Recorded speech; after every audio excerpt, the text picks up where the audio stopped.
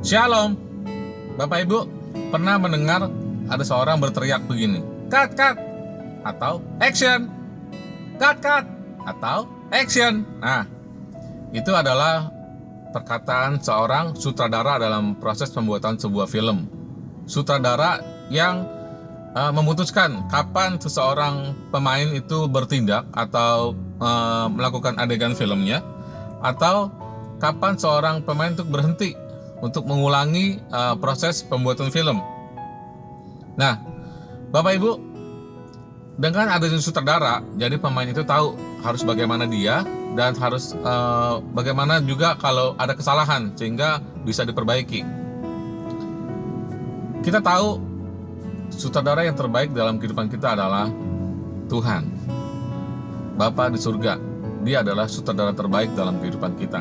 Tetapi apakah kita pernah mendengar Tuhan bilang sama kita, cut, cut, gitu, boy, cut, atau boy, action, gitu?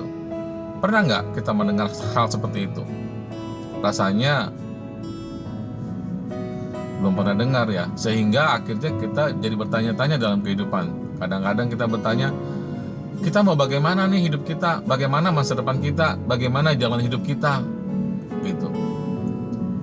Bapak Ibu, untuk kita bisa mengetahui kehendak Tuhan, kapan Tuhan bilang cut, kapan Tuhan bilang action, gitu ya, kita perlu untuk mengenali suara Tuhan. Bagaimana kita bisa mengenali suara Tuhan?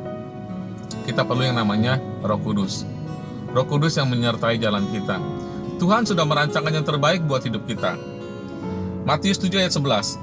Jadi jika kamu yang jahat tahu memberi pemberian yang baik kepada anak-anakmu, apalagi Bapamu yang di sorga, Ia akan memberikan yang baik kepada mereka yang meminta kepadanya. Kita minta kepada Bapa yang di surga, dan kita percaya bahwa Bapa di surga akan memberikan yang terbaik buat hidup kita. Asal kita hidup di jalannya Tuhan, asal kita hidup di rencananya Tuhan. Tuhan sudah menyediakan jalan yang lurus buat hidup kita, lurus dan rata. Menurut kita mungkin kalau terlalu lurus, terlalu rata, akhirnya kita bosan. Nah, kalau kita bosan, kita nggak sabaran nih, kemudian kita belok. Ketika kita belok, kita nyasar. Ketika kita nyasar, akhirnya kita jatuh dalam dosa, sehingga kita keluar dari jalannya Tuhan. Bapa di surga itu seperti seorang ayah yang menantikan anaknya, anak bungsunya yang pergi jauh, meninggalkan orang tua. Dan Dia selalu memberikan kesempatan buat kita. Dia selalu menantikan kita, makanya kita bisa diberikan kesempatan untuk kembali bertobat, kembali kepada Bapa di surga.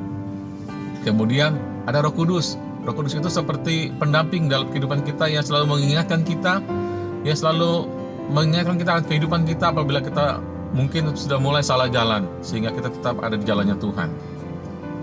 Mari kita minta kepada Bapa di surga rencananya, kita berseru kepadanya, dan kita minta Roh Kudus untuk tetap ada di dalam hidup kita, dan kita juga tinggal di dalam firman Tuhan, sehingga Roh Kudus betah bersama-sama dengan kita.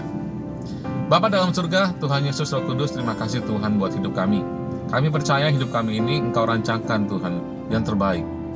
Ajar kami Tuhan untuk tetap setia di jalan-Mu, untuk selalu sabar menanti kehendak Tuhan dalam kehidupan kami, karena kami percaya rencana Tuhan indah bagi kami, sesuai dengan waktu-Mu ya Allah. Terima kasih Bapa, terima kasih Tuhan Yesus, terima kasih Roh Kudus. Kami serahkan segenap hidup kami, masa depan kami ke dalam tangan kasih dan kuasa Tuhan. Dalam nama Tuhan Yesus Kristus kami berdoa. Amin.